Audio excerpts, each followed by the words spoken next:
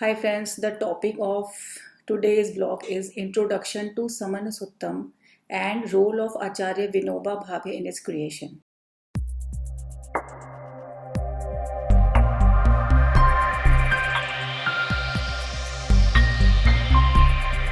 Welcome to MJ Talks, and today I am going to introduce to Saman Suttam as I told earlier. So it is a text which has the essence of the whole of Jainism, despite the community being divided into various sects, and credit to which creation goes to Acharya Vinoba Bhave.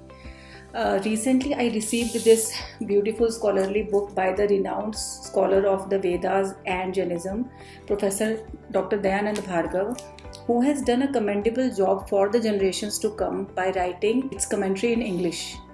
So, to know more about Professor Bhargav, you can visit his website dayanandbhargava.com.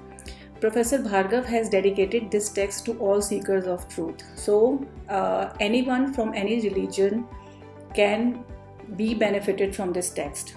And friends, I would like to say, don't forget to see the real images taken at the time of this text release on 12th December 1974 at the end of this video.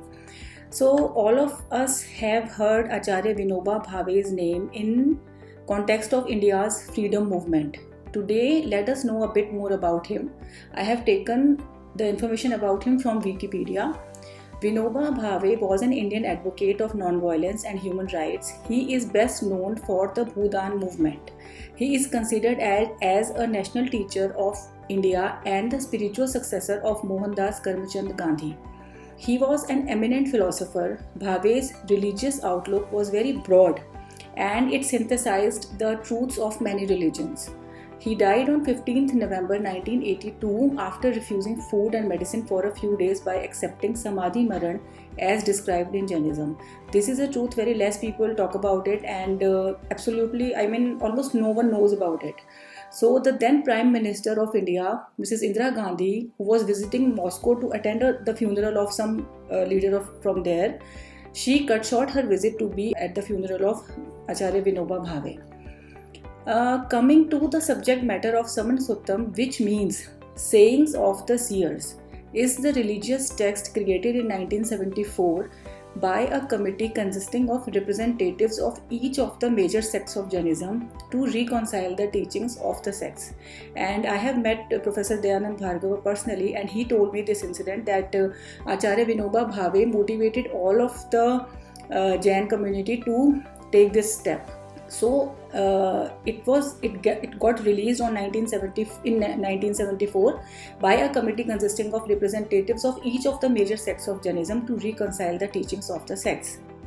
After a gap of about nearly 2000 years following composition of Tattvartha Sutra by Acharya Umaswati, if any Jains are watching this video, they have an idea what Tattvartha Sutra is. It is a text on the nature of reality, and it has been written by Acharya Umaswati, a famous Jain saint.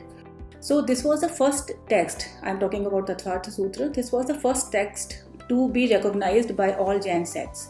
At Umaswati's time, although multiple orders existed, there was no clear sectarian division. So by the 20th century, however, Jainism had gradually been divided into several sects. So for someone to compile a text at this time and for it to be approved by all sects was an exceptional event indeed. And there were mainly two people behind this event. Shullak Jinendra Varni, he has done a commendable task of writing Jainendra Siddhant Kosh. He was also the teacher of Professor Dayanand Bhargava. He was a very, very famous scholar, and Shullak Jinendra Varni compiled a book drawing from the original Prakrit texts, and as a result of efforts undertaken by Vinoba Bhave. So these were the two people mainly who worked after Saman Suttam. So basically there are 4 parts in this text. I have not read it because it will take years to finish the huge book. And there are 4 parts in this text. The title of the first part is Source of Illumination. The second part covers the different aspects of path of liberation. The third part talks about metaphysics, and the fourth part encompasses theory of relativity. So I'm going to read the English translation of 2 of the sutras, which are 734 and 735 of 756. So there are total 756 gathas in this text, and I'm going to read English translation of the two, which says, Sutra 734 says, those who go on praising their own view and condemning those of their rival simply make a show of their learning and are variously in grip of transmigratory cycle.